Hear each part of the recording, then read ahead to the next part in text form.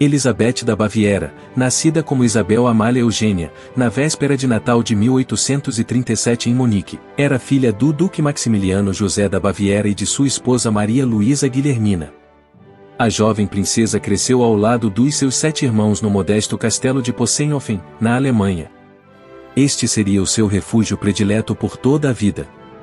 O apelido Cici lhe foi dado pelos amigos e familiares desde a infância. Apesar do sangue real e da posição elevada que ocupavam, Cici e seus irmãos cresceram num ambiente sem muitas formalidades nem rigidez. O casamento de Cici com o imperador austríaco Francisco José aconteceu quase que por acaso. Pois a mãe de Francisco José I, a arquiduquesa Sofia, queria que ele se casasse com sua prima Helena de 18 anos, irmã de Cici.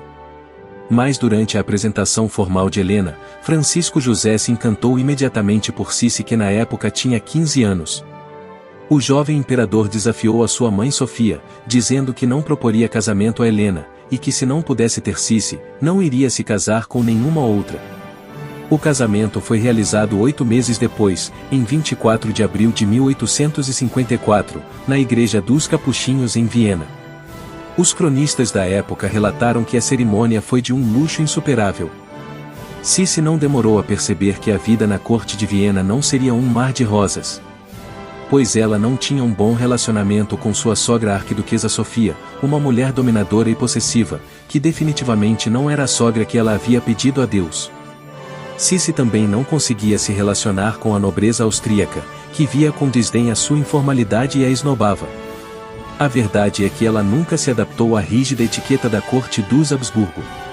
Angustiada, em 1860 a imperatriz foi acometida por uma doença nos pulmões, consequentemente decidiu deixar Viena e passar o inverno na Ilha da Madeira, que acabou sendo uma válvula de escape dos problemas que enfrentava na corte de Viena. Cici era extremamente vaidosa e obsessiva com o seu peso. Numa época em que a magreza estava longe de ser um padrão de beleza, a obsessão da imperatriz era de tal forma, que ela acreditava que choques térmicos podiam ajudá-la a perder peso e tinha o costume de tomar banhos de vapor, e em seguida mergulhar numa banheira com água a 7 graus. Por volta de 1895, foi diagnosticada com desnutrição e problemas pulmonares. Em uma carta, o imperador Francisco José lhe escreveu: "Receio que tu não sigas o conselho do médico e continue a examinar a tua saúde, até quando for tarde demais e não houver mais remédio. Nada mais posso fazer que rogar-te sobretudo que te alimentes." Cici tinha também o costume de colecionar fotografias de outras mulheres bonitas só para servir de comparação. Apesar de aparentar ter menos idade do que tinha de fato, depois de completar 32 anos não se deixou mais retratar nem ser fotografada, para perpetuar sua imagem bela e jovial para sempre. Cici dedicava cerca de 3 horas do seu dia penteando os longos cabelos, que alcançavam os seus pés. Para a pele mandava preparar máscaras faciais à base de morangos prensados, e dormia com bife sobre o rosto. Com o passar dos anos e o envelhecimento, ela passou a cobrir o rosto quase permanentemente com véus escuros, para que não se notassem as marcas da idade. Em 1889, o filho único da imperatriz e herdeiro do trono Rodolfo, de 30 anos, foi encontrado morto ao lado da amante, a baronesa Maria Vexera. A morte do filho contribuiu para mergulhar Cici numa depressão profunda, da qual ela nunca conseguiu se recuperar.